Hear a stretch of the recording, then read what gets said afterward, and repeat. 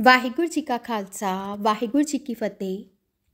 ਮਲਕਾਣੀ ਭਾਗਾ ਜੀ ਮੇਰਠ ਤੋਂ ਦਿੱਲੀ ਆਏ ਹੋਏ ਸਨ। ਉਹਨਾਂ ਨੇ ਵਾਪਸ ਮੇਰਠ ਜਾਣਾ ਸੀ, ਇਸ ਲਈ ਉਹਨਾਂ ਦੇ ਜਾਣ ਦੀ ਚਿੱਠੀ ਮੇਰਠ ਲਿਖ ਦਿੱਤੀ ਗਈ। ਭਾਈ ਸਾਹਿਬ ਦਿੱਲੀ ਪੁੱਜੇ। ਜਦੋਂ ਇਹਨਾਂ ਨੂੰ ਪਤਾ ਲੱਗਾ ਤਾਂ ਉਹ ਦਰਸ਼ਨਾਂ ਲਈ ਭਾਈ ਸਾਹਿਬ ਪਾਸ ਪਹੁੰਚੀ। ਦਰਸ਼ਨ ਕੀਤੇ ਅਤੇ ਨਿਹਾਲ ਹੋਈ। ਉਹਨਾਂ ਨੇ ਸਵੇਰੇ ਮੇਰਠ ਚਲੇ ਜਾਣਾ ਸੀ। ਉਸਨੇ ਦਿਲ ਵਿੱਚ ਸੋਚਿਆ ਕਿ ਘਰ ਜਾ ਕੇ ਕਵਾਂਗੀ ਕਿ ਅਜੇ 3-4 ਦਿਨ ਮੇਰਠ ਨਹੀਂ ਜਾਂਦੀ, ਪਰ ਪੁੱਤਰ ਨਾ ਮੰਨਿਆ। ਉਹਨਾਂ ਕਿਹਾ ਕਿ ਤੁਸੀਂ ਦਰਸ਼ਨ ਕਰ ਲਏ ਹਨ, ਇਸ ਲਈ ਤੁਸੀਂ ਮੇਰਠ ਚਲੇ ਜਾਓ, ਕਿਉਂ ਜੋ ਮੇਰਠ ਚਿੱਠੀ ਲਿਖ ਦਿੱਤੀ ਗਈ ਹੈ। ਇਹ ਰੋਂਦੇ ਰੋਂਦੇ ਮੇਰਠ ਚਲੇ ਗਏ। ਇਹਨਾਂ ਨੇ ਅੰਦਰ ਹੀ ਅੰਦਰ ਆਖਿਆ, ਜੇ ਮੈਨੂੰ ਪਤਾ ਹੁੰਦਾ ਕਿ ਮੈਂ ਨਹੀਂ ਰਹਿ ਸਕਣਾ ਤਾਂ ਭਾਈ ਸਾਹਿਬ ਨੂੰ ਦੱਸ ਕੇ ਆਉਂਦੀ ਅਤੇ ਅਸੀਸ ਲੈਂਦੀ। ਮੇਰੇ ਅਭਾਗ ਜੋ ਮੈਂ ਰੱਜ ਕੇ ਦਰਸ਼ਨ ਵੀ ਨਹੀਂ ਕੀਤੇ। ਖਿਆਲ ਆਵੇ ਜੋ ਭਾਈ ਸਾਹਿਬ ਨੂੰ ਚਿੱਠੀ ਲਿਖੇ, ਫਿਰ ਇਹ ਸੋਚ ਕੇ ਕਿ ਇਹ ਬੇਦਬੀ ਹੈ ਤਾਂ ਰੁਕ ਜਾਂਦੇ। ਇਸ ਤਰ੍ਹਾਂ ਇਸੀ ਕਸ਼ਮਕਸ਼ ਵਿੱਚ 2 ਦਿਨ ਗੁਜ਼ਰ ਗਏ। ਤੀਜੇ ਦਿਨ ਬੜੀ ਪ੍ਰਬਲ ਖਿੱਚ ਪਈ। ਚਿੱਠੀ ਲਿਖਣੀ ਸ਼ੁਰੂ ਕਰ ਦਿੱਤੀ। 2 ਲਾਈਨਾਂ ਹੀ ਲਿਖੀਆਂ ਸਨ। ਪਿੱਛੋਂ ਕਿਸੇ ਨੇ ਆ ਕੇ ਕਿਹਾ, ਬੇਜੀ ਸਤਿ ਸ਼੍ਰੀ ਅਕਾਲ। ਕੀ ਦੇਖਣ ਜੋ ਮਹਾਂਪੁਰਸ਼ ਗੁਰੂ ਦੇ ਪਿਆਰੇ ਆ ਪੁੱਜੇ ਹਨ। ਉਹਨਾਂ ਦੀਆਂ ਭੁੱਬਾਂ ਨਿਕਲ ਗਈਆਂ ਅਤੇ ਰੋਂਦਿਆਂ ਕਿਹਾ ਕਿ ਹੱਥ ਵਿੱਚ ਪੈਡ ਸੀ, ਮੈਂ ਹੁਣੇ ਹੀ ਆਪ ਵੱਲ ਚਿੱਠੀ ਲਿਖਣੀ ਸ਼ੁਰੂ ਕੀਤੀ ਸੀ। ਭਾਈ ਸਾਹਿਬ ਨੇ ਹੱਸ ਕੇ ਕਿਹਾ, ਬੇਜੀ ਆਪ ਦੀਆਂ ਲਿਖੀਆਂ ਜਾਂ ਅਣਲਿਖੀਆਂ ਚਿੱਠੀਆਂ ਸਾਨੂੰ ਦਿੱਲੀ ਪਹੁੰਚਦੀਆਂ ਰਹੀਆਂ ਹਨ। ਭਾਈ ਸਾਹਿਬ ਉੱਥੇ 1 ਘੰਟਾ ਠਹਿਰ ਕੇ ਚਲੇ ਗਏ। ਭਾਈ ਸਾਹਿਬ ਪੰਜਾਬ ਅਸੈਂਬਲੀ ਦੇ ਮੈਂਬਰ ਚੁਣੇ ਗਏ। ਜਦੋਂ ਪਹਿਲਾ ਸੈਸ਼ਨ ਅਟੈਂਡ ਕਰਕੇ ਆਏ ਤਾਂ ਆਪ ਨੇ ਫਰਮਾਇਆ, ਮੈਨੂੰ ਹੁਣ ਪਤਾ ਲੱਗਾ ਹੈ ਕਿ ਗੁਰੂ ਦਾਤਾ ਨੇ ਮੈਨੂੰ ਮੈਂਬਰ ਕਿਉਂ ਬਣਾਇਆ ਹੈ। ਹਰ ਸਿਮਰਨ ਕੀ ਸਗਲੀ ਬੇਲਾ, ਹਰ ਸਿਮਰਨ ਬਹੁ ਮਾਹੇ ਇਕੇਲਾ। ਇਸ ਸ਼ਬਦ ਦਾ ਅਮਲੀ ਅਰਥ ਸਮਝਾਉਣ ਲਈ ਹੁਣ ਮੈਨੂੰ ਤਜਰਬਾ ਹੋਇਆ ਹੈ, ਗੁਰੂ ਦਾ ਸਿੱਖ ਗੁਰੂ ਦੀ ਰਹਿਮਤ ਨਾਲ ਬਹੁ ਮਾਹੇ ਅਕੇਲਾ ਕਿਵੇਂ ਰਹਿ ਸਕਦਾ ਹੈ। ਕਿਸੇ ਚਾਓ ਅਤੇ ਖੁਸ਼ੀ ਵਿੱਚ ਸਨ। ਭਾਈ ਧੰਨਾ ਜੀ ਫਰੂਕੇ ਦੇ ਰਹਿਣ ਵਾਲੇ ਸਨ। ਭਾਈ ਹੀਰਾ ਸਿੰਘ ਜੀ ਰਾਗੀ ਦਾ ਇਹਨਾਂ ਦੇ ਘਰ ਆਉਣ ਜਾਣ ਸੀ। ਭਾਈ ਹੀਰਾ ਸਿੰਘ ਜੀ ਭਾਈ ਸਾਹਿਬ ਬਾਰੇ ਉਹਨਾਂ ਦੇ ਘਰ ਜ਼ਿਕਰ ਕਰਦੇ ਅਤੇ ਲੋਕਾਂ ਦੇ ਮਨਾਂ ਨੂੰ ਉੱਚਾ ਚੁੱਕਣ ਦੀਆਂ ਗੱਲਾਂ ਦੱਸਦੇ। ਭਾਈ ਧੰਨਾ ਸਿੰਘ ਦੇ ਘਰ ਵਾਲੀ ਨੂੰ ਭਾਈ ਸਾਹਿਬ ਜੀ ਤੇ ਸ਼ਰਧਾ ਹੋ ਗਈ। ਉਹ ਅੰਮ੍ਰਿਤਸਰ ਉਹਨਾਂ ਦੇ ਦਰਸ਼ਨ ਲਈ ਆਈ। ਇਸ ਨੇ 5 ਪੌਂਡ ਭਾਈ ਸਾਹਿਬ ਨੂੰ ਭੇਟਾਂ ਕੀਤੇ। ਇਹ ਜਾਣਦੀ ਨਹੀਂ ਸੀ ਕਿ ਭਾਈ ਸਾਹਿਬ ਪੈਸੇ ਨਹੀਂ ਲੈਂਦੇ। ਭਾਈ ਸਾਹਿਬ ਨੇ ਕਿਹਾ, ਬੀਬੀ ਅਸੀਂ ਕਿਸੇ ਪਾਸੋਂ ਕੁਝ ਨਹੀਂ ਲੈਂਦੇ। ਬੀਬੀ ਨੇ ਕਿਹਾ, ਮੈਂ ਸ਼ਰਧਾ ਕਰਕੇ ਲਿਆਈ ਹਾਂ। ਭਾਈ ਸਾਹਿਬ ਨੇ ਕਿਹਾ, ਇਹ ਚੁੱਕ ਲਵੋ, ਅਸੀਂ ਕਦੀ ਵੀ ਕਿਸੇ ਪਾਸੋਂ ਕੁਝ ਨਹੀਂ ਲੈਂਦੇ। ਉੱਥੇ ਹੋਰ ਸੰਗਤਾਂ ਆ ਗਈਆਂ। ਆਪ ਬਚਨ ਕਰਨ ਲੱਗ ਪਏ। ਉਹ ਬੀਬੀ ਚੁੱਪ ਕਰਕੇ ਚਲੀ ਗਈ। ਜਦੋਂ ਆਪ ਵਿਹਲੇ ਹੋਏ ਤਾਂ ਦੇਖਿਆ ਕਿ 5 ਪੌਂਡ ਉੱਥੇ ਹੀ ਪਏ ਹੋਏ ਹਨ। ਭਾਈ ਸਾਹਿਬ ਨੂੰ ਪਤਾ ਨਹੀਂ ਸੀ ਉਹ ਬੀਬੀ ਕਿੱਥੇ ਠਹਿਰੀ ਹੋਈ ਹੈ ਜੋ ਪੈਸੇ ਵਾਪਸ ਭੇਜ ਦਿੱਤੇ ਜਾਣ। ਆਪ 5 ਪੌਂਡ ਵੇਚ ਕੇ ਰਕਮ ਪੰਜਾਬ ਸਿੰਧ ਬੈਂਕ ਵਿੱਚ ਧੰਨਾ ਸਿੰਘ ਦੀ ਘਰਵਾਲੀ ਦੇ ਨਾਮ ਆਪਣੇ ਰਾਹੀਂ ਸੇਵਿੰਗ ਬੈਂਕ ਅਕਾਊਂਟ ਵਿੱਚ ਜਮ੍ਹਾਂ ਕਰਵਾ ਦਿੱਤੀ। ਇਹ ਗੱਲ ਬਹੁਤ ਪੁਰਾਣੀ ਹੈ, ਜਦੋਂ ਆਪ ਹੌਲ ਬਾਜ਼ਾਰ ਵਿੱਚ ਰਹਿੰਦੇ ਸਨ। ਸੂਦ ਪੈ ਕੇ ਰਕਮ ਵੱਧਦੀ ਗਈ। ਦੇਸ਼ ਦੀ ਵੰਡ ਹੋ ਗਈ। ਧੰਨਾ ਸਿੰਘ ਪਰਿਵਾਰ ਕਿੱਥੇ ਗਿਆ ਪਤਾ ਨਹੀਂ ਸੀ। ਸੇਵਿੰਗ ਬੈਂਕ ਅਕਾਊਂਟ ਵਿੱਚ ਕੋਈ ਮਿਆਦ ਹੁੰਦੀ ਹੈ। ਜੇਕਰ ਕੁਝ ਅਰਸਾ ਕੋਈ ਖਾਤਾ ਚਾਲੂ ਨਾ ਰੱਖੇ ਤਦੋਂ ਨੋਟਿਸ ਦਿੰਦੇ ਹਨ। ਬੈਂਕ ਵਾਲਿਆਂ ਨੇ ਭਾਈ ਸਾਹਿਬ ਤੋਂ ਪਤਾ ਪੁੱਛਿਆ। ਕੁਝ ਚਿਰ ਕੋਸ਼ਿਸ਼ ਕਰਨ ਤੋਂ ਪਿੱਛੋਂ ਪਤਾ ਲੱਗ ਗਿਆ ਜੋ ਇਹ ਪਰਿਵਾਰ ਗੰਗਾ ਨਗਰ ਰਾਜਸਥਾਨ ਵਿੱਚ ਬੈਠਾ ਹੈ। ਇਹ ਰਕਮ 3000 ਦੇ ਕਰੀਬ ਹੋ ਗਈ। ਧੰਨਾ ਸਿੰਘ ਅਤੇ ਉਸ ਦੀ ਪਤਨੀ ਬਿਰਧ ਹੋ ਗਏ ਸਨ। ਦੇਸ਼ ਦੀ ਵੰਡ ਨਾਲ ਉਹਨਾਂ ਦੀ ਮਾਇਕ ਅਵਸਥਾ ਵੀ ਕਮਜ਼ੋਰ ਹੋ ਗਈ ਸੀ। ਜਦੋਂ ਬੈਂਕ ਵੱਲੋਂ ਚਿੱਠੀ ਗੰਗਾ ਨਗਰ ਆਈ ਤੇ ਚਿੱਠੀ ਧੰਨਾ ਸਿੰਘ ਨੂੰ ਮਿਲੀ ਤਾਂ ਉਸ ਨੂੰ ਚਿੱਠੀ ਦੇਖ ਕੇ ਗੁੱਸਾ ਚੜ੍ਹ ਗਿਆ। ਉਸਨੇ ਗੁੱਸੇ ਵਿੱਚ ਆਪਣੀ ਪਤਨੀ ਨੂੰ ਕਿਹਾ, ਮੇਰੇ ਤੋਂ ਚੋਰੀ ਬੈਂਕ ਵਿੱਚ ਰੁਪਏ ਜਮ੍ਹਾਂ ਕਰਵਾਏ ਹੋਏ ਹਨ। ਪਤਨੀ ਇਨਕਾਰ ਕਰੇ। ਧੰਨਾ ਸਿੰਘ ਉਸ ਨੂੰ ਚਿੱਠੀ ਦਿਖਾਵੇ ਕਿ ਬੈਂਕ ਕਦੀ ਐਵੇਂ ਪੈਸੇ ਵੰਡਦੇ ਹਨ। ਪਤਨੀ ਨੇ ਕਿਹਾ, ਮੈਂ ਬੈਂਕ ਵੀ ਨਹੀਂ ਗਈ। ਦੋਵੇਂ ਅੰਮ੍ਰਿਤਸਰ ਆਏ। ਚਿੱਠੀ ਲੈ ਕੇ ਬੈਂਕ ਗਏ। ਉੱਥੋਂ ਪਤਾ ਲੱਗਾ ਕਿ ਇਹ ਹਿਸਾਬ ਭਾਈ ਸਾਹਿਬ ਦੇ ਰਾਹੀਂ ਖੁੱਲ੍ਹਾ ਹੈ। ਭਾਈ ਸਾਹਿਬ ਜੀ ਪਾਸ ਗਏ ਅਤੇ ਜਾ ਕੇ ਦਰਸ਼ਨ ਕੀਤੇ। ਸਾਰੀ ਗੱਲ ਦੱਸੀ। ਭਾਈ ਸਾਹਿਬ ਨੂੰ ਯਾਦ ਆ ਗਈ। ਆਪ ਨੇ 5 ਪੌਂਡ ਵਾਲੀ ਗੱਲ ਭਾਈ ਧੰਨਾ ਸਿੰਘ ਨੂੰ ਦੱਸੀ। ਪਤੀ ਪਤਨੀ ਦੋਵੇਂ ਹੈਰਾਨ ਹੋ ਗਏ। ਘਰ ਵਾਲੀ ਆਖੇ, ਮੈਂ ਤਾਂ ਇਹ ਮੱਥਾ ਟੇਕਿਆ ਸੀ, ਇਹ ਸਾਰੀ ਚੀਜ਼ ਕਿਸ ਤਰ੍ਹਾਂ ਹੋਈ। ਧੰਨਾ ਸਿੰਘ 3000 ਦੀ ਰਕਮ ਦੇਖ ਕੇ ਲਲਚਾਵੇ। ਉਹ ਤੰਗ ਵੀ ਸੀ। ਭਾਈ ਸਾਹਿਬ ਨੇ ਕਿਹਾ ਕਿ ਇਹ ਆਪ ਦੀ ਚੀਜ਼ ਹੈ, ਤੁਸੀਂ ਵਰਤੋ। ਬੈਂਕ ਵਿੱਚੋਂ ਰਕਮ ਤਦੋਂ ਮਿਲ ਸਕਦੀ ਸੀ ਜਦੋਂ ਆਪ ਸਹੀ ਪਾਣ। ਆਪ ਨੇ ਜੋ ਲਿਖਣਾ ਸੀ ਲਿਖ ਦਿੱਤਾ। ਉਹ ਬੈਂਕ ਵਿੱਚੋਂ ਰੁਪਏ ਲੈ ਕੇ ਖੁਸ਼ੀ-ਖੁਸ਼ੀ ਘਰ ਗਏ। ਦੰਪਤੀ ਦੇ ਅੰਦਰ ਅਜੀਬ ਕਿਸਮ ਦੀ ਸ਼ਰਧਾ ਸੀ। ਇਹ ਅਸਮਾਨੀ ਸਹਾਇਤਾ ਦੇ ਕੇ ਅਚੰਭਾ ਹੁੰਦੇ ਸਨ ਅਤੇ ਸ਼ੁਕਰ ਕਰਦੇ ਸਨ। ਭਾਈ ਸੁੱਧ ਸਿੰਘ ਜੀ ਰਾਗੀ ਭਾਈ ਸਾਹਿਬ ਪਾਸ ਆਏ। ਉਹਨਾਂ ਬੇਨਤੀ ਕੀਤੀ ਕਿ ਕਿਸੇ ਸਮੇਂ ਖਰਚੇ ਤੋਂ ਬਚਾ ਕੇ ਰੱਖੀ ਇਹ ਰਕਮ 1100 ਰੁਪਏ ਹੋ ਗਈ ਹੈ, ਇਸ ਨੂੰ ਕਿਸੇ ਸ਼ੁਭ ਕੰਮ ਤੇ ਖਰਚ ਕਰ ਦੇਵੋ। ਭਾਈ ਸਾਹਿਬ ਨੇ ਸਮਝਾਇਆ, ਤੁਸੀਂ ਇਸ ਨੂੰ ਪਾਸ ਰੱਖੋ, ਪਰ ਭਾਈ ਸੁੱਧ ਸਿੰਘ ਜੀ ਨਾ ਮੰਨੇ। ਇਹ ਰਕਮ ਛੱਡ ਕੇ ਚਲੇ ਗਏ। ਭਾਈ ਸਾਹਿਬ ਨੇ ਇਹ ਰਕਮ ਪੰਜਾਬ ਸਿੰਧ ਬੈਂਕ ਵਿੱਚ ਭਾਈ ਸੁੱਧ ਸਿੰਘ ਦੇ ਨਾਮ ਆਪਣੀ ਰਾਹੀਂ ਸੇਵਿੰਗ ਬੈਂਕ ਹਿਸਾਬ ਵਿੱਚ ਜਮ੍ਹਾਂ ਕਰਵਾ ਦਿੱਤੀ। ਇਹ ਗੱਲ ਵੀ ਪੁਰਾਣੀ ਹੈ, ਭਾਈ ਸੁੱਧ ਸਿੰਘ ਨੂੰ ਚੇਤਾ ਵੀ ਨਹੀਂ ਸੀ। ਬੈਂਕ ਵੱਲੋਂ ਭਾਈ ਸੁੱਧ ਸਿੰਘ ਜੀ ਨੂੰ ਚਿੱਠੀ ਆਈ ਕਿ ਇਹ ਰਕਮ 3200 ਰੁਪਏ ਦੇ ਕਰੀਬ ਹੈ। ਭਾਈ ਸੁੱਧ ਸਿੰਘ ਜੀ ਭਾਈ ਸਾਹਿਬ ਪਾਸ ਗਏ ਅਤੇ ਚਿੱਠੀ ਦੱਸੀ। ਬਿਨੇ ਕੀਤੀ, ਮੈਂ ਇਹ ਰਕਮ ਕਿਸੇ ਸ਼ੁਭ ਕੰਮ ਤੇ ਖਰਚ ਕਰਨ ਲਈ ਦਿੱਤੀ ਸੀ। ਮੈਨੂੰ ਪਤਾ ਨਹੀਂ ਆਪ ਨੇ ਜਮ੍ਹਾਂ ਕਰਵਾ ਦਿੱਤੇ ਸਨ। ਮੈਂ ਤੇ ਭੇਟਾਂ ਕਰਕੇ ਸ਼ੁਕਰ ਵੀ ਕਰਦਾ ਰਿਹਾ ਹਾਂ। ਇਹ ਮੇਰੀ ਚੀਜ਼ ਨਹੀਂ, ਮੈਂ ਨਹੀਂ ਲੈਣੀ। ਜਿਸ ਭਾਵਨਾ ਨਾਲ ਪੇਸ਼ ਕੀਤੀ ਹੈ ਉਸੇ ਤਰ੍ਹਾਂ ਕਿਧਰੇ ਖਰਚ ਕਰੋ। ਭਾਈ ਸਾਹਿਬ ਦੇ ਸਮਝਾਉਣ ਉੱਤੇ ਵੀ ਉਹ ਨਾ ਮੰਨੇ। ਫਿਰ ਭਾਈ ਸਾਹਿਬ ਨੇ ਕਿਹਾ ਕਿ ਬੈਂਕ ਨੂੰ ਲਿਖੋ, ਮੈਂ ਇਹ ਰਕਮ ਖਾਲਸਾ ਸਮਾਚਾਰ ਨੂੰ ਦੇਣਾ ਚਾਹੁੰਦਾ ਹਾਂ। ਭਾਈ ਸੁੱਧ ਸਿੰਘ ਨੇ ਬੈਂਕ ਨੂੰ ਚਿੱਠੀ ਲਿਖ ਦਿੱਤੀ ਅਤੇ ਹਿਸਾਬ ਸਾਫ਼ ਹੋ ਗਿਆ। ਮਹਾਰਾਜਾ ਰਿਪੂ ਦਮਨ ਸਿੰਘ ਜਦੋਂ ਅਜੇ ਟਿੱਕਾ ਸਨ ਤਾਂ ਉਸਨੇ ਰਾਣਾ ਸੂਰਤ ਸਿੰਘ ਪੜ੍ਹਿਆ। ਮਹਾਰਾਜਾ ਨੇ ਭਾਈ ਸਾਹਿਬ ਨੂੰ ਕਿਹਾ ਕਿ 5 ਲੱਖ ਰੁਪਏ ਲੈ ਲਵੋ ਅਤੇ ਰਾਣਾ ਸੂਰਤ ਸਿੰਘ ਦੇ ਕਾਪੀਰਾਈਟ ਉਹਨਾਂ ਨੂੰ ਦੇ ਦੇਵੋ। ਆਪ ਨੇ ਸਾਫ਼ ਇਨਕਾਰ ਕਰ ਦਿੱਤਾ। ਮਹਾਰਾਜਾ ਨੇ ਕਿਹਾ ਕਿ ਆਪ ਨੂੰ ਹੋਰ ਕੋਈ ਅਜਿਹਾ ਨਹੀਂ ਮਿਲੇਗਾ ਜੋ ਆਪ ਨੂੰ ਇਸ ਕਿਤਾਬ ਦੇ 5 ਲੱਖ ਰੁਪਏ ਪੇਸ਼ ਕਰੇ। ਭਾਈ ਸਾਹਿਬ ਨੇ ਉੱਤਰ ਵਿੱਚ ਆਖਿਆ ਕਿ ਤੁਹਾਨੂੰ ਵੀ ਕੋਈ ਐਸਾ ਆਦਮੀ ਨਹੀਂ ਮਿਲੇਗਾ ਜੋ 5 ਲੱਖ ਰੁਪਏ ਨੂੰ ਲੱਤ ਮਾਰ ਦੇਵੇ। ਛਾਪੇਖਾਨੇ ਵਾਲੇ ਮਕਾਨ ਦੀ ਗੱਲ ਹੈ। ਮਲਕ ਤੇਜਾ ਸਿੰਘ ਭਾਈ ਸਾਹਿਬ ਪਾਸ ਆਏ ਹੋਏ ਸਨ। ਉਹਨਾਂ ਨੇ ਰਾਤੀ ਗੱਡੀ ਤੇ ਜਾਣਾ ਸੀ। ਭਾਈ ਸਾਹਿਬ ਐਸੇ ਵਜਦ ਵਿੱਚ ਆਏ ਕਿ ਰਹਿਮਤ ਦਾ ਹੜ੍ਹ ਆ ਗਿਆ। ਮਲਕ ਜੀ ਚਰਨਾਂ ਵਿੱਚ ਬੈਠੇ ਰੋ ਰਹੇ ਸਨ। 1 ਘੰਟਾ ਗੁਜ਼ਰ ਗਿਆ। ਭਾਈ ਸਾਹਿਬ ਨੇ ਕਿਹਾ, ਮਲਕ ਜੀ ਗੱਡੀ ਤਾਂ ਚਲੀ ਗਈ ਹੋਸੀ, ਸਵੇਰੇ ਆਪ ਦੀ ਹਾਜ਼ਰੀ ਹੈ। ਮਲਕ ਜੀ ਨੇ ਕਿਹਾ ਕਿ ਜਾਂਦਾ ਹਾਂ, ਸ਼ਾਇਦ ਪਹੁੰਚ ਜਾਵਾਂ। ਸਟੇਸ਼ਨ ਤੇ ਛੋੜਨ ਲਈ ਨਾਲ ਭਾਈ ਇੰਦਰ ਸਿੰਘ ਨੂੰ ਭੇਜਿਆ। ਵਾਪਸ ਆ ਕੇ ਭਾਈ ਇੰਦਰ ਸਿੰਘ ਨੇ ਦੱਸਿਆ ਕਿ ਗੱਡੀ 1 ਘੰਟਾ ਲੇਟ ਸੀ। ਜਦੋਂ ਸਟੇਸ਼ਨ ਤੇ ਪੁੱਜੇ ਤਦ ਗੱਡੀ ਪਲੇਟਫਾਰਮ ਤੇ ਆਈ ਸੀ। ਬੀਬੀ ਸੰਤ ਜੀ ਜਦੋਂ ਨਵੀਂ ਭਾਈ ਸਾਹਿਬ ਪਾਸ ਗਈ ਤਾਂ ਉਸਨੇ ਦੇਖਿਆ ਕਿ ਭਾਈ ਸਾਹਿਬ 4 ਸਿਰਹਾਣੇ ਰੱਖ ਕੇ ਸੌਂਦੇ ਹਨ। ਉਹ ਹੈਰਾਨ ਹੁੰਦੀ ਸੀ ਕਿ ਆਦਮੀ 4 ਸਿਰਹਾਣੇ ਰੱਖ ਕੇ ਕਿਵੇਂ ਸੌ ਸਕਦਾ ਹੈ। ਉਸ ਨੂੰ ਪੁੱਛਣ ਦੀ ਹਿੰਮਤ ਨਹੀਂ ਸੀ। ਬੀਬੀ ਨੇ ਭਾਈ ਹੀਰਾ ਸਿੰਘ ਰਾਗੀ ਪਾਸੋਂ ਇਹ ਗੱਲ ਪੁੱਛੀ। ਉਹਨਾਂ ਨੇ ਦੱਸਿਆ ਕਿ ਬੀਬੀ, ਇਹ ਸਾਡੇ ਘਰ ਦੀ ਰੀਤ ਹੈ। ਗੁਰੂ ਅਮਰਦਾਸ ਸਾਹਿਬ ਵੀ 4 ਸਿਰਹਾਣੇ ਰੱਖ ਕੇ ਸੌਂਦੇ ਸਨ। ਕਿਸੇ ਸਿੱਖ ਨੇ ਗੁਰੂ ਜੀ ਨੂੰ ਪੁੱਛਿਆ ਤਾਂ ਆਪ ਨੇ ਫਰਮਾਇਆ ਕਿ ਕੋਸ਼ਿਸ਼ ਕਰਦੇ ਹਾਂ ਪਿੱਠ ਮੰਜੀ ਨਾਲ ਨਾ ਲੱਗੇ, ਜੋ ਗੌੜੀ ਨੀਂਦ ਨਾ ਆਵੇ। ਫਿਰ ਵੀ ਜਦੋਂ ਗੁਰੂ ਅਮਰਦਾਸ ਜੀ ਨੂੰ ਨੀਂਦ ਆਵੇ ਤਦੋਂ ਕਿੱਲੀ ਪਕੜ ਕੇ ਕਿੱਲੀ ਦੇ ਆਸਰੇ ਖੜੋ ਕੇ ਰਾਤ ਬਿਤਾ ਦਿੰਦੇ ਸਨ। ਉਹ ਕਿੱਲੀ ਅਜੇ ਵੀ ਗੋਇੰਦਵਾਲ ਸਾਹਿਬ ਹੈ। ਬੀਬੀ, ਇੱਥੇ ਵੀ ਇਹੀ ਕੋਸ਼ਿਸ਼ ਹੈ ਕਿ ਗਾੜੀ ਨੀਂਦ ਨਾ ਆਵੇ।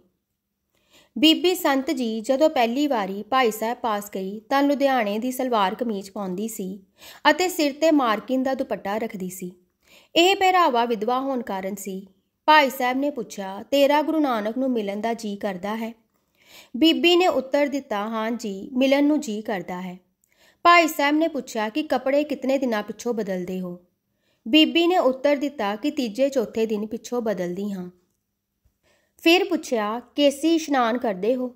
ਬੀਬੀ ਨੇ ਉੱਤਰ ਦਿੱਤਾ, 15, 16, 17 ਦਿਨਾਂ ਪਿੱਛੋਂ ਕਰਦੀ ਹਾਂ ਅਤੇ ਕੰਗਾ ਜਦੋਂ ਕੇਸ ਧੋਂਦੀ ਹਾਂ ਉਸੇ ਦਿਨ ਕਰਦੀ ਹਾਂ, ਫਿਰ ਨਹੀਂ ਕਰਦੀ। ਭਾਈ ਸਾਹਿਬ ਨੇ ਫਰਮਾਇਆ ਕਿ ਜਿਸ ਦਾ ਸਰੀਰ ਹੀ ਇਤਨਾ ਮੈਲਾ ਹੈ ਉਸ ਦਾ ਮਨ ਕਿਤਨਾ ਮੈਲਾ ਹੋਵੇਗਾ। ਦੱਸੋ, ਗੰਦੇ ਸਰੀਰ ਅਤੇ ਮੈਲੇ ਮਨ ਵਿੱਚ ਸਤਿਗੁਰੂ ਜੀ ਕਿਸ ਤਰ੍ਹਾਂ ਫੇਰਾ ਮਾਰ ਸਕਦੇ ਹਨ? ਭਾਈ ਸਾਹਿਬ ਨੇ ਫਿਰ ਫਰਮਾਇਆ ਕਿ ਹੇਠਲੇ ਕੱਪੜੇ ਰੋਜ਼ ਬਦਲੋ, ਉਤਲੇ ਭਾਵੇਂ ਦੂਜੇ-ਤੀਜੇ ਦਿਨ ਬਦਲੋ। ਕੇਸ ਹਰ ਹਫ਼ਤੇ ਧੋਵੋ, ਕੰਗਾ ਰੋਜ਼ ਕਰੋ। 11 ਪਾਠ ਸ੍ਰੀ ਜਪਜੀ ਸਾਹਿਬ ਦੇ ਰੋਜ਼ ਕਰੋ। ਬੀਬੀ ਨੇ ਹੁਕਮ ਦੀ ਪਾਲਣਾ ਸ਼ੁਰੂ ਕਰ ਦਿੱਤੀ। ਉਸ ਨੂੰ ਇਵੇਂ ਜਾਪੇ ਕਿ ਸਰੀਰ ਦੇ ਨਾਲ-ਨਾਲ ਮਨ ਵੀ ਸ਼ੁੱਧ ਹੋ ਰਿਹਾ ਹੈ। ਕੁਝ ਚਿਰ ਪਿੱਛੋਂ ਜਦੋਂ ਫਿਰ ਬੀਬੀ ਭਾਈ ਸਾਹਿਬ ਨੂੰ ਮਿਲੀ ਤਾਂ ਭਾਈ ਸਾਹਿਬ ਨੇ ਬਚਨ ਕੀਤਾ ਕਿ ਸੁਖਮਨੀ ਸਾਹਿਬ ਦਾ ਪਾਠ ਕੀਤਾ ਕਰੋ। ਬੀਬੀ ਨੇ ਕਿਹਾ ਕਿ ਇਹ ਬੜੀ ਵੱਡੀ ਬਾਣੀ ਹੈ, ਜ਼ਬਾਨੀ ਯਾਦ ਨਹੀਂ ਹੈ। ਇਤਨੀ ਦੇਰ ਗੁਟਕਾ ਪਕੜ ਕੇ ਬੈਠੀ ਰਵਾਂ ਤਦੋਂ ਸਹੁਰਾ ਸਾਹਿਬ ਬੁਰਾ ਭਲਾ ਕਹਿੰਦੇ ਹਨ। ਭਾਈ ਸਾਹਿਬ ਨੇ ਕਿਹਾ, ਤੁਸੀਂ ਸ਼ੁਰੂ ਤੇ ਕਰੋ, ਕੁਝ ਦਿਨ ਕਰੋ, ਫਿਰ ਆਪ ਦੀਆਂ ਇਤਨੀਆਂ ਭੈਣਾਂ ਹਨ। ਗੁਟਕਾ ਕਿਸੇ ਦੇ ਹੱਥ ਵਿੱਚ ਦੇ ਦੇਵੋ, ਆਪ ਜ਼ਬਾਨੀ ਪੜੀ ਜਾਓ। ਗੁਰੂ ਕਰੇਗਾ ਕੁਝ ਦਿਨਾਂ ਵਿੱਚ ਸੁਖਮਨੀ ਕੰਠ ਹੋ ਜਾਵੇਗੀ। 10-15 ਦਿਨਾਂ ਵਿੱਚ ਮਹਾਂਪੁਰਸ਼ਾਂ ਦੇ ਬਚਨ ਦਾ ਸਦਕਾ ਬੀਬੀ ਨੂੰ ਸੁਖਮਨੀ ਸਾਹਿਬ ਕੰਠ ਹੋ ਗਈ। ਬੀਬੀ ਸੰਤ ਨੇ ਭਾਈ ਸਾਹਿਬ ਨੂੰ ਬੇਨਤੀ ਕੀਤੀ ਕਿ ਜਦੋਂ ਘਰ ਸੀ ਤਦੋਂ ਆਪ ਦੀ ਬੜੀ ਖਿੱਚ ਪੈਂਦੀ ਸੀ, ਹੁਣ ਚਰਨਾਂ ਵਿੱਚ ਆ ਕੇ ਸਹਿ ਸੁਭਾਅ ਹੈ। ਭਾਈ ਸਾਹਿਬ ਨੇ ਉੱਤਰ ਦਿੱਤਾ, ਜਦੋਂ ਸੁਰਮਾ ਸ਼ੀਸ਼ੀ ਵਿੱਚ ਪਿਆ ਹੈ ਤਦੋਂ ਦਿਸਦਾ ਹੈ, ਤੇ ਜਦੋਂ ਅੱਖਾਂ ਵਿੱਚ ਪਾ ਲਿਆ ਫਿਰ ਸ਼ੀਸ਼ੀ ਦੀ ਤਰ੍ਹਾਂ ਤਾਂ ਨਹੀਂ ਦਿਸ ਸਕਦਾ। ਬੀਬੀ ਸੰਤ ਜੀ ਦੇਹਰਾਦੂਨ ਭਾਈ ਸਾਹਿਬ ਦੇ ਦਰਸ਼ਨਾਂ ਨੂੰ ਗਏ। ਕਿਸੇ ਸਾਥੀ ਨੇ ਬੀਬੀ ਜੀ ਨੂੰ ਕੋਈ ਗੱਲ ਕਹੀ ਜੋ ਉਸ ਦੇ ਅੰਦਰ ਪੁੱਜ ਗਈ। ਭਾਈ ਸਾਹਿਬ ਨੇ ਉਸ ਨੂੰ ਉਦਾਸ ਦੇਖਿਆ ਤੇ ਪੁੱਛਿਆ ਕਿ ਕੀ ਗੱਲ ਹੈ। ਉਹ ਰੋ ਪਈ। ਸ਼ਾਮ ਨੂੰ ਭਾਈ ਸਾਹਿਬ ਬੀਬੀ ਨੂੰ ਸੈਰ ਲਈ ਲੈ ਗਏ। ਇੱਕ ਪੁਲੀ ਆਈ ਤੇ ਉਸ ਉੱਤੇ ਬੈਠ ਗਈ। ਭਾਈ ਸਾਹਿਬ ਨੇ ਬੀਬੀ ਤੋਂ ਪੁੱਛਿਆ ਕਿ ਤੂੰ ਉਦਾਸ ਕਿਉਂ ਹੈ। ਬੀਬੀ ਫਿਰ ਰੋ ਪਈ। 2 ਮਿੰਟ ਚੁੱਪ ਰਹੇ। ਪੁਲੀ ਦੇ ਪਿਛਲੇ ਪਾਸੇ ਕਿਸੇ ਜ਼ਿਮੀਂਦਾਰ ਨੇ ਕੰਡੇ ਇਕੱਠੇ ਕੀਤੇ ਹੋਏ ਸਨ। ਬੀਬੀ ਤੋਂ ਪੁੱਛਿਆ ਕਿ ਕੀ ਤੁਸੀਂ ਕੰਡਿਆਂ ਤੋਂ ਪਾਰ ਹੋ ਸਕਦੇ ਹੋ? ਦੱਸੋ ਕਿਸ ਤਰ੍ਹਾਂ ਕਰੋਗੇ? ਬੀਬੀ ਨੇ ਹੱਥ ਜੋੜ ਕੇ ਬੇਨਤੀ ਕੀਤੀ ਕਿ ਦੱਸੋ ਕਿਵੇਂ ਕਰਾਂ। ਭਾਈ ਸਾਹਿਬ ਨੇ ਕਿਹਾ ਕਿ ਬੂਟ ਪਾ ਕੇ ਪੈਰ ਢੱਕ ਲਵੋ, ਇੱਕ ਪੈਰ ਕੰਡਿਆਂ ਵਿੱਚ ਰੱਖੋ ਤੇ ਛਾਲ ਮਾਰ ਕੇ ਪਾਰ ਹੋ ਜਾਵੋ। ਜੇ ਚੱਪਲ ਪਾ ਕੇ ਪੈਰ ਧਰੋਗੇ ਤਦੋਂ ਪੈਰ ਛਿੱਲੇ ਜਾਣਗੇ। ਇਸੇ ਤਰ੍ਹਾਂ ਦੁਨੀਆ ਦੇ ਕੰਡੇ ਤੁਸੀਂ ਖਤਮ ਨਹੀਂ ਕਰ ਸਕਦੇ। ਕੰਡੇ ਪਿੱਛੇ ਵੀ ਸਨ, ਹੁਣ ਵੀ ਹਨ ਤੇ ਅੱਗੋਂ ਵੀ ਹੋਣਗੇ। ਜੇ ਤੁਸੀਂ ਦਿਲ ਨੂੰ ਨਾਮ ਦੇ ਨਾਲ ਢੱਕ ਲਵੋ ਤਦ ਕੰਡਾ ਅੰਦਰ ਚੋਬ ਨਹੀਂ ਦੇਵੇਗਾ। ਇਹ ਢੰਗ ਹੈ ਦੁਨੀਆ ਦੇ ਕੰਡਿਆਂ ਤੋਂ ਬਚਣ ਦਾ। ਬੰਬਈ ਵਿੱਚ 2 ਸਿੰਧੀ ਬੀਬੀਆਂ ਭਾਈ ਸਾਹਿਬ ਪਾਸ ਆਈਆਂ। ਇੱਕ ਨੇ ਕਿਹਾ ਕਿ ਕਈ ਸਾਲਾਂ ਤੋਂ ਉਹ ਕ੍ਰਿਸ਼ਨ ਦੀ ਮੂਰਤੀ ਦੀ ਪੂਜਾ ਕਰ ਰਹੀ ਹੈ, ਦਰਸ਼ਨ ਨਹੀਂ ਹੋਏ। ਦੂਜੀ ਨੇ ਕਿਹਾ ਕਿ ਉਹ ਕਈ ਸਾਲਾਂ ਤੋਂ ਰਾਮ ਦੀ ਮੂਰਤੀ ਦੀ ਪੂਜਾ ਕਰ ਰਹੀ ਹੈ, ਪਰੰਤੂ ਦਰਸ਼ਨ ਨਹੀਂ ਹੋਏ। ਸੁਣਿਆ ਹੈ ਕਿ ਜਦੋਂ ਤੁਸੀਂ ਕਿਰਪਾ ਕਰਦੇ ਹੋ ਦਰਸ਼ਨ ਹੋ ਜਾਂਦੇ ਹਨ, ਮਿਹਰ ਕਰੋ। ਬੀਬੀ ਸੀਤਾ ਵੀ ਉਸ ਸਮੇਂ ਉੱਥੇ ਬੈਠੀ ਹੋਈ ਸੀ। ਇਹ ਸੁਣ ਕੇ ਥੋੜੀ ਜਿਹੀ ਮੁਸਕਰਾਈ। ਭਾਈ ਸਾਹਿਬ ਜੀ ਨੇ ਉਹਨਾਂ ਬੀਬੀਆਂ ਨੂੰ ਕਿਹਾ ਕਿ ਆਪੋ ਆਪਣਾ ਪਹਿਰਾ ਹੁੰਦਾ ਹੈ। ਜਦੋਂ ਅੰਗਰੇਜ਼ ਸਨ ਤਦੋਂ ਉਹਨਾਂ ਦਾ ਸਿੱਕਾ ਚੱਲਦਾ ਸੀ, ਹੁਣ ਉਹਨਾਂ ਦੇ ਸਿੱਕੇ ਦੀ ਕੋਈ ਕੀਮਤ ਨਹੀਂ। ਹੁਣ ਗੁਰੂ ਨਾਨਕ ਦਾ ਪਹਿਰਾ ਹੈ, ਰਾਮ ਕ੍ਰਿਸ਼ਨ ਜੀ ਦਾ ਪਹਿਰਾ ਨਹੀਂ। ਜਦੋਂ ਉਹਨਾਂ ਦਾ ਪਹਿਰਾ ਸੀ ਸਭ ਕੁਝ ਉਹ ਹੀ ਸਨ। ਤੁਸੀਂ ਗੁਰੂ ਨਾਨਕ ਨੂੰ ਹਿਰਦੇ ਵਿੱਚ ਵਸਾਓ, ਵਾਹਿਗੁਰੂ ਦਾ ਜਾਪ ਕਰੋ। ਬੀਬੀ ਸੀਤਾ ਵੱਲ ਇਸ਼ਾਰਾ ਕਰਕੇ ਭਾਈ ਸਾਹਿਬ ਨੇ ਕਿਹਾ ਕਿ ਇਸ ਬੀਬੀ ਤੋਂ ਪੁੱਛੋ ਇਹ ਕਿਉਂ ਹੱਸੀ ਹੈ। ਬੀਬੀਆਂ ਨੇ ਬੀਬੀ ਸੀਤਾ ਤੋਂ ਪੁੱਛਿਆ ਤਾਂ ਉਸਨੇ ਦੱਸਿਆ ਕਿ ਉਹ ਵੀ ਉਹਨਾਂ ਦੀ ਤਰ੍ਹਾਂ ਕ੍ਰਿਸ਼ਨ ਦੀ ਪੁਜਾਰੀ ਸੀ। ਜਦੋਂ ਉਸਨੇ ਭਾਈ ਸਾਹਿਬ ਜੀ ਦੇ ਸਤਸੰਗ ਦੀ ਰਾਹੀਂ ਗੁਰੂ ਨਾਨਕ ਦੇਵ ਜੀ ਨੂੰ ਅੰਦਰ ਵਸਾਇਆ ਤਾਂ ਹੁਣ ਉਹ ਇਹ ਮਹਿਸੂਸ ਕਰਦੀ ਹੈ ਕਿ ਕ੍ਰਿਸ਼ਨ ਜੀ ਉਸਦੇ ਪਿੱਛੇ ਪਿੱਛੇ ਫਿਰ ਰਹੇ ਹਨ। ਇਹ ਸੁਣ ਕੇ ਉਹ ਬੀਬੀਆਂ ਹੈਰਾਨ ਹੋ ਗਈਆਂ ਤੇ ਗੁਰੂ ਨਾਨਕ ਦੇਵ ਜੀ ਦੇ ਚਰਨਾਂ ਨਾਲ ਜੁੜ ਗਈਆਂ। ਭਾਈ ਸਾਹਿਬ ਬੰਬਈ ਵਿੱਚ ਆਪਣੇ ਕਮਰੇ ਵਿੱਚ ਬੈਠੇ ਹੋਏ ਸਨ। ਉਹ ਬਾਹਰ ਆਏ ਤਦੋਂ ਕਿਹਾ, ਜੋ ਛਾਤੀ ਵਿੱਚ ਸਖਤ ਦਰਦ ਉੱਠਿਆ ਹੈ। ਛਾਤੀ ਉੱਪਰ ਹੱਥ ਰੱਖਿਆ ਹੋਇਆ ਸੀ। ਕੀ ਦੇਖਦੇ ਹਨ? ਬਾਹਰਲੇ ਕਮਰੇ ਵਿੱਚ ਗੁਰਬਾਣੀ ਦੀ ਸੈਂਚੀ ਪਰ ਕਿਸੇ ਨੇ ਕੋਈ ਹੋਰ ਕਿਤਾਬ ਰੱਖੀ ਹੋਈ ਹੈ। ਪੁੱਛਿਆ, ਇਹ ਬੇਦਬੀ ਕਿਸਨੇ ਕੀਤੀ ਹੈ? ਸਤਿਕਾਰ ਨਾਲ ਉਹ ਗੁਰਬਾਣੀ ਦੀ ਸੈਂਚੀ ਉਠਾਈ, ਨਮਸਕਾਰ ਕੀਤੀ ਅਤੇ ਅੰਦਰ ਲੈ ਗਈ। ਦਰਦ ਹਟ ਗਿਆ। ਇੱਕ ਦਿਨ ਸਰਦਾਰ ਰਾਮ ਸਿੰਘ ਅੰਮ੍ਰਿਤਸਰ ਵਿੱਚ ਭਾਈ ਸਾਹਿਬ ਪਾਸ ਬੈਠੇ ਸਨ ਅਤੇ ਉਹਨਾਂ ਕੋਈ ਫਿਲਾਸਫੀ ਉੱਤੇ ਪ੍ਰਸ਼ਨ ਕੀਤਾ। ਭਾਈ ਸਾਹਿਬ ਜੀ ਨੇ ਫਰਮਾਇਆ ਕਿ ਰਾਮ ਸਿੰਘ ਜੀ, ਤੁਸੀਂ ਇਹਨਾਂ ਗੱਲਾਂ ਵਿੱਚੋਂ ਕੀ ਲੈਣਾ ਹੈ? ਇਹ ਗੁੰਝਲਦਾਰ ਗੱਲਾਂ ਹਨ, ਭਾਵੇਂ ਗੁਰੂ ਆਸ਼ੇ ਅਨੁਸਾਰ ਹਨ, ਪਰ ਤੁਸੀਂ ਗ੍ਰਸਤੀ ਹੋ, ਟੱਬਰਦਾਰ ਹੋ, ਤੁਸੀਂ ਸਾਰਾ ਦਿਨ ਦੁਕਾਨਦਾਰੀ ਕਰਨੀ ਹੈ, ਬੱਚੇ ਪਾਲਣੇ ਹਨ, ਪੜ੍ਹਾਉਣੇ ਹਨ, ਹੋਰ ਦਰਜਨਾਂ ਜ਼ਿੰਮੇਵਾਰੀਆਂ ਆਪਣੇ ਸਿਰ ਹਨ। ਤੁਸੀਂ ਇਸ ਉਲਝਣ ਵਿੱਚ ਨਾ ਫਸੋ। ਆਪ ਦਾ ਤਾਂ ਇਹ ਕੰਮ ਹੈ। ਕਹੋ ਕਬੀਰ ਅੱਖਰ ਦੁਏ ਭਾਗ, ਹੋਏਗਾ ਖਸਮ ਤਾਂ ਲਏਗੇ ਰਾਖ। ਕੀੜੀ ਦੇ ਅੰਦਰ ਸੁੰਘਣ ਸ਼ਕਤੀ ਪ੍ਰਬਲ ਹੁੰਦੀ ਹੈ। ਕੀੜੀ ਨੂੰ ਖੁਸ਼ਬੂ ਆ ਜਾਂਦੀ ਹੈ, ਉਹ ਉਸ ਖੁਸ਼ਬੂ ਪਰ ਟੁਰ ਪੈਂਦੀ ਹੈ। ਖੁਸ਼ਬੂ ਦੀ ਸੇਧ ਪਰ ਟੁਰਦੀ ਜਾਂਦੀ ਹੈ, ਅਖੀਰ ਚੀਨੀ ਦੇ ਪਾਸ ਪੁੱਜ ਜਾਂਦੀ ਹੈ। ਉੱਥੋਂ ਚੀਨੀ ਦਾ ਕਿਣਕਾ ਮੂੰਹ ਵਿੱਚ ਲੈ ਕੇ ਮੁੜ ਪੈਂਦੀ ਹੈ। ਟਿਕਾਣੇ ਆ ਕੇ ਉਸ ਚੀਨੀ ਦੇ ਸਵਾਦ ਨੂੰ ਮਾਣਦੀ ਹੈ। ਦੂਜੀ ਕੀੜੀ ਚੀਨੀ ਦੇ ਢੇਰ ਪਾਸ ਪੁੱਜ ਕੇ ਸੋਚੀ ਪੈ ਜਾਂਦੀ ਹੈ, ਹੁਣ ਘਰ ਮੁੜ ਕੇ ਜਾਵਾਂ, ਕੀ ਕਰਾਂ? ਚੀਨੀ ਦੇ ਢੇਰ ਨੂੰ ਕਿਵੇਂ ਛੋੜ ਜਾਵਾਂ? ਸੋਚੀ ਪੈ ਜਾਂਦੀ ਹੈ। ਪ੍ਰਾਪਤ ਵਸਤੂ ਦਾ ਸੁੱਖ ਨਹੀਂ ਮਾਣਦੀ। ਹਲਵਾਈ ਆਉਂਦਾ ਹੈ, ਚੀਨੀ ਚੁੱਕ ਕੇ ਕੜਾਹ ਵਿੱਚ ਪਾ ਦਿੰਦਾ ਹੈ। ਉਹ ਸੋਚਾ ਸੋਚਦੀ ਉੱਥੇ ਹੀ ਖਤਮ ਹੋ ਜਾਂਦੀ ਹੈ। ਰਾਮ ਸਿੰਘ ਜੀ, ਤੁਸੀਂ ਨਾਮ ਦੀ ਖੁਸ਼ਬੂ ਪਿੱਛੇ ਟੁਰ ਪਵੋ। ਜਦੋਂ ਟੁਰ ਪਵੋਗੇ, ਘਾਲ ਕਰੋਗੇ, ਤਲਾਸ਼ ਕਰੋਗੇ, ਸਤਸੰਗ ਵਿੱਚੋਂ, ਮਹਾਂਪੁਰਸ਼ ਦੇ ਚਰਨਾਂ ਵਿੱਚੋਂ ਨਾਮ ਦਾ ਕਿਣਕਾ ਮਿਲੇਗਾ। ਨਾਮ ਦੇ ਕਿਣਕੇ ਨੂੰ ਅੰਦਰ ਵਸਾਓ, ਆਪ ਦੇ ਅੰਦਰ ਖੁਸ਼ਬੂ ਪੈਦਾ ਹੋ ਜਾਵੇਗੀ ਤੇ ਸੌਖੇ ਹੀ ਗੁਰੂ ਨਾਨਕ ਦੇ ਚਰਨਾਂ ਨਾਲ ਲਿਵ ਲੱਗ ਜਾਵੇਗੀ। ਸ੍ਰੀ ਟੇਢਾ ਰਾਮ ਜੀ ਬੰਬਈ ਤੋਂ ਭਾਈ ਸਾਹਿਬ ਪਾਸ ਆਏ ਹੋਏ ਸਨ। ਉਹਨਾਂ ਵਾਪਸ ਮੁੰਬਈ ਜਾਣਾ ਸੀ। ਉਹ ਟੁਰਨ ਲਈ ਤਿਆਰ ਬੈਠੇ ਸਨ। ਭਾਈ ਸਾਹਿਬ ਜੀ ਨੇ ਕਿਹਾ, ਟੇਢਾ ਰਾਮ ਜੀ ਅੱਜ ਨਾ ਜਾਓ, ਸਾਡਾ ਜੀ ਨਹੀਂ ਕਰਦਾ ਕਿ ਤੁਸੀਂ ਅੱਜ ਜਾਓ। ਉਹ ਰੁਕ ਗਏ। ਕਰਤਾਰ ਦੇ ਰੰਗ ਜੋ ਉਸ ਗੱਡੀ ਦਾ ਅੱਗੇ ਜਾ ਕੇ ਐਕਸੀਡੈਂਟ ਹੋਇਆ।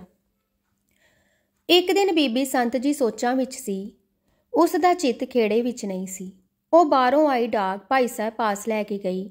ਭਾਈ ਸਾਹਿਬ ਨੇ ਉਸ ਨੂੰ ਮੂੜੇ 'ਤੇ ਬੈਠਣ ਦਾ ਇਸ਼ਾਰਾ ਕੀਤਾ। ਮੂੜੇ ਉੱਤੇ ਕੁਝ ਕਿਤਾਬਾਂ ਅਤੇ ਹੋਰ ਚੀਜ਼ਾਂ ਪਈਆਂ ਹੋਈਆਂ ਸਨ। ਬੀਬੀ ਨੇ ਉਹ ਚੀਜ਼ਾਂ ਮੂੜੇ ਤੋਂ ਚੁੱਕ ਕੇ ਦੂਜੀ ਥਾਂ ਟਿਕਾ ਦਿੱਤੀਆਂ ਅਤੇ ਆਪ ਮੂੜੇ 'ਤੇ ਬੈਠ ਗਈ।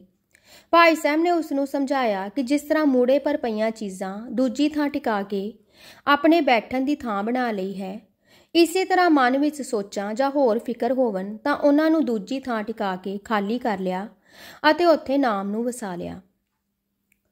ਭਾਈ ਸੁੱਧ ਸਿੰਘ ਜੀ ਆਪਣੇ ਸਾਥੀਆਂ ਸਮੇਤ ਹੌਲ ਬਾਜ਼ਾਰ ਭਾਈ ਸਾਹਿਬ ਜੀ ਦੇ ਘਰ ਦੀਆਂ ਪੌੜੀਆਂ ਚੜ੍ਹ ਰਹੇ ਸਨ। ਅੱਗੇ ਦਰਵਾਜ਼ਾ ਬੰਦ ਸੀ। ਪਿੱਛੋਂ ਭਾਈ ਸਾਹਿਬ ਆ ਗਏ। ਭਾਈ ਸੁੱਧ ਸਿੰਘ ਦੇ ਸਾਥੀਆਂ ਨੂੰ ਇਸ਼ਾਰਾ ਕਰਕੇ ਰੋਕਿਆ। ਆਪ ਨੇ ਅੱਗੇ ਜਾ ਕੇ ਭਾਈ ਸੁੱਧ ਸਿੰਘ ਦੀਆਂ ਅੱਖਾਂ ਉੱਪਰ ਹੱਥ ਧਰ ਦਿੱਤਾ। ਭਾਈ ਪ੍ਰਧਾਨ ਸਿੰਘ ਨੇ ਭਾਈ ਸੁੱਧ ਸਿੰਘ ਨੂੰ ਕਿਹਾ ਕਿ ਬੁੱਝੋ ਕੌਣ ਹੈ।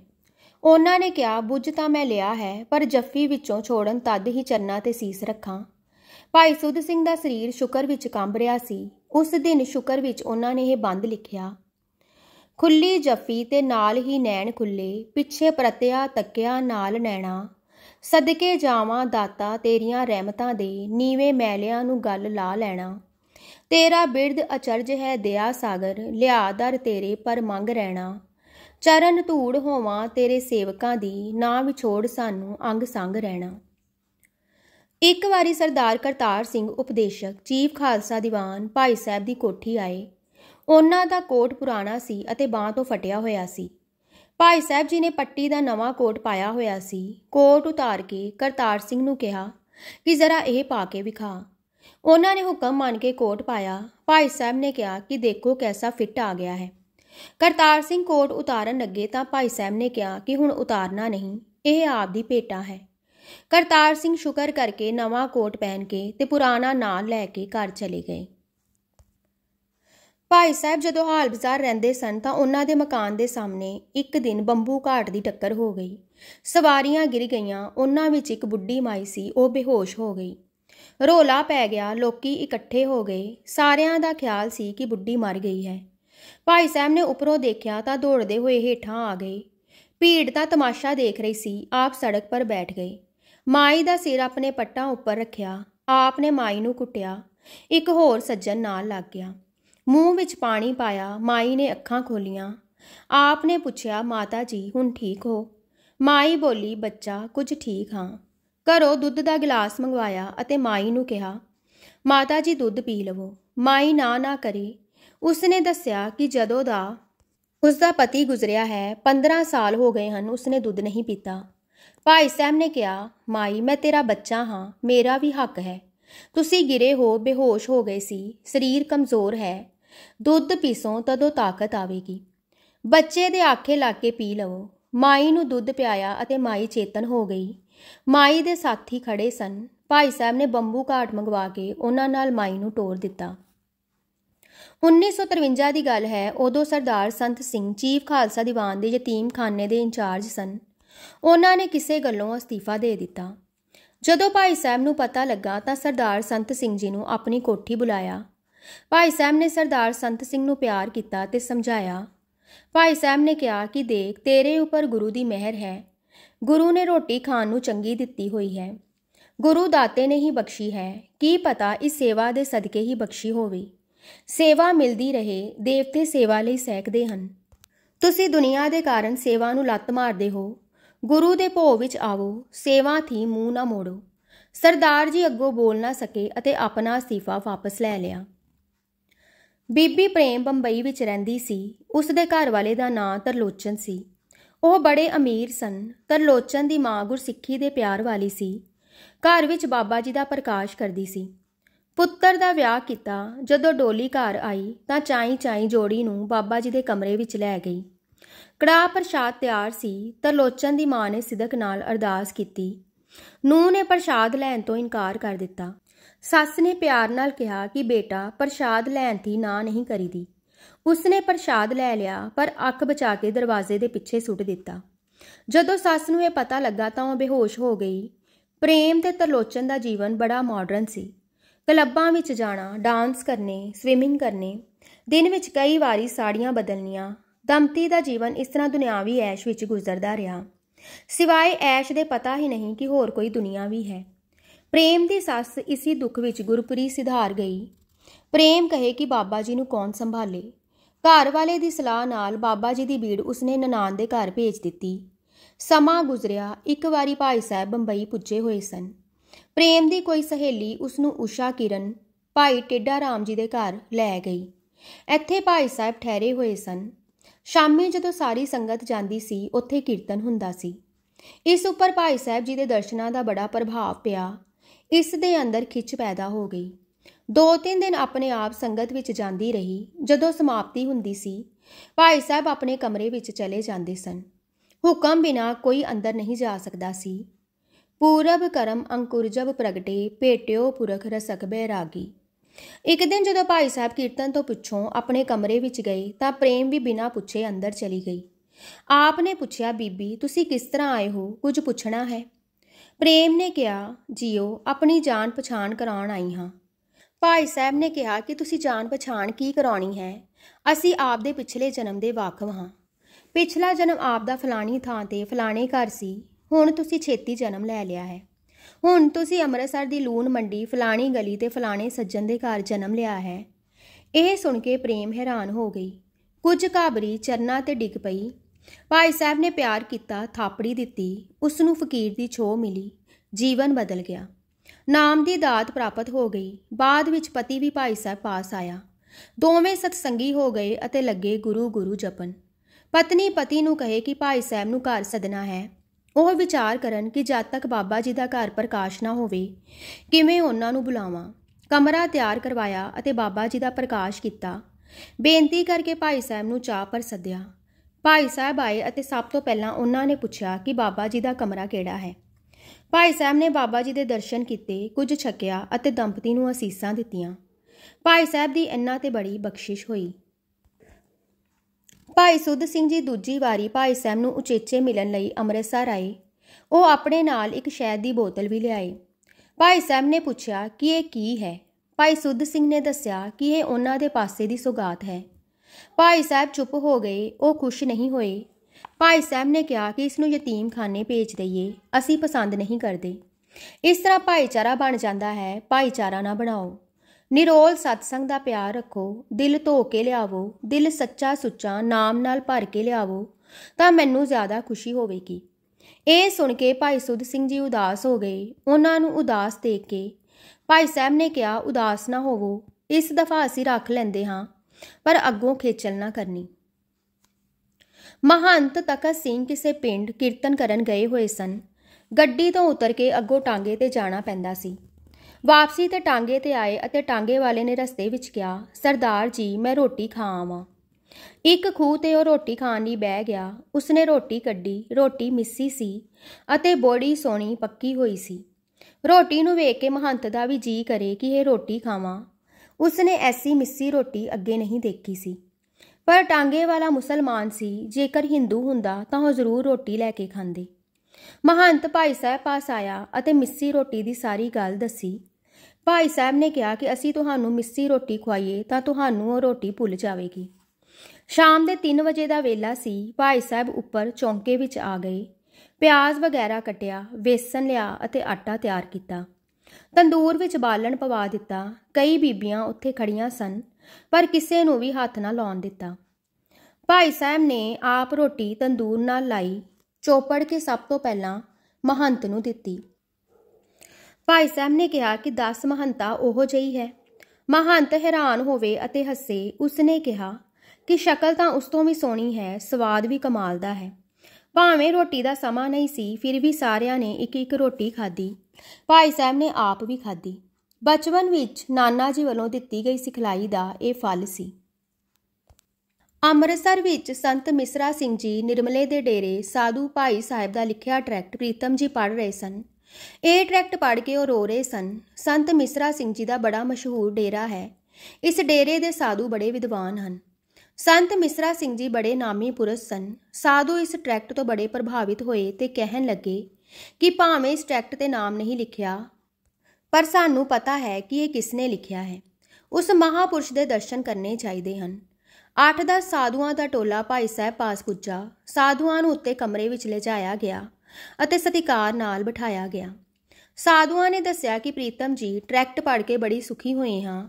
ਦਰਸ਼ਨ ਦਾ ਚਾਅ ਉਪਜਿਆ ਅਤੇ ਦਰਸ਼ਨਾਂ ਲਈ ਆ ਗਏ ਹਾਂ। ਅਸੀਂ ਸੁਣਦੇ ਸੀ ਕਿ ਤੁਸੀਂ ਪੰਜਾਬੀ ਦੇ ਪ੍ਰਸਿੱਧ ਲਿਖਾਰੀ ਹੋ, ਪਰ ਇਸ ਟਰੈਕਟ ਵਿੱਚ ਤਾਂ ਸੰਸਕ੍ਰਿਤ ਦੇ ਵੀ ਤੁਸੀਂ ਬੜੇ ਸ਼ਲੋਕ ਦਿੱਤੇ ਹਨ। ਸਾਨੂੰ ਨਹੀਂ ਪਤਾ ਸੀ ਕਿ ਤੁਸੀਂ ਸੰਸਕ੍ਰਿਤ ਦੇ ਵੀ ਪੰਡਤ ਹੋ। ਭਾਈ ਸਾਹਿਬ ਨੇ ਸਹਿਜ ਸੁਭਾਅ ਫਰਮਾਇਆ, ਕੌਣ ਸੰਸਕ੍ਰਿਤ ਦਾ ਪੰਡਤ ਹੈ? ਇਹ ਤਾਂ ਕੋਈ ਕਲਮ ਪਕੜ ਕੇ ਲਿਖਵਾਉਂਦਾ ਹੈ ਤੇ ਲਿਖੀ ਜਾਂਦੇ ਹਾਂ। ਇੱਕ ਸਾਧੂ ਨੇ ਪੁੱਛਿਆ ਕਿ ਮੁਕਤੀ ਕਿਵੇਂ ਪ੍ਰਾਪਤ ਹੋਵੇ। ਭਾਈ ਸਾਹਿਬ ਨੇ ਕਿਹਾ, ਇਹ ਕੋਈ ਔਖੀ ਗੱਲ ਹੈ। ਅਸੀਂ 6 ਸਾਲਾਂ ਦੇ ਸੀ। ਮਾਂ ਦੇ ਨਾਲ ਮੱਸਿਆ ਉੱਤੇ ਤਰਨ ਤਾਰਨ ਜਾ ਰਹੇ ਸੀ। ਰਸਤੇ ਵਿੱਚ ਇੱਕ ਮੰਗਤਾ ਆ ਗਿਆ। ਬੰਬੂ ਘਾਟ ਦੇ ਨਾਲ ਦੌੜਦਾ ਦੌੜਦਾ ਵਾਸਤੇ ਪਾ ਕੇ ਪੈਸੇ ਮੰਗੇ। ਹੇ ਮਾਤਾ, ਤੈਨੂੰ ਸ਼ਿਵ ਜੀ ਦਾ ਵਾਸਤਾ ਹੈ। ਹੇ ਮਾਤਾ, ਤੈਨੂੰ ਰਾਮ ਚੰਦਰ ਦਾ ਵਾਸਤਾ ਹੈ। ਹੇ ਮਾਤਾ, ਤੈਨੂੰ ਗੁਰੂ ਦਾ ਵਾਸਤਾ ਹੈ, ਪੈਸਾ ਦੇ। ਮਾਤਾ ਸੁਣਦੀ ਰਹੀ।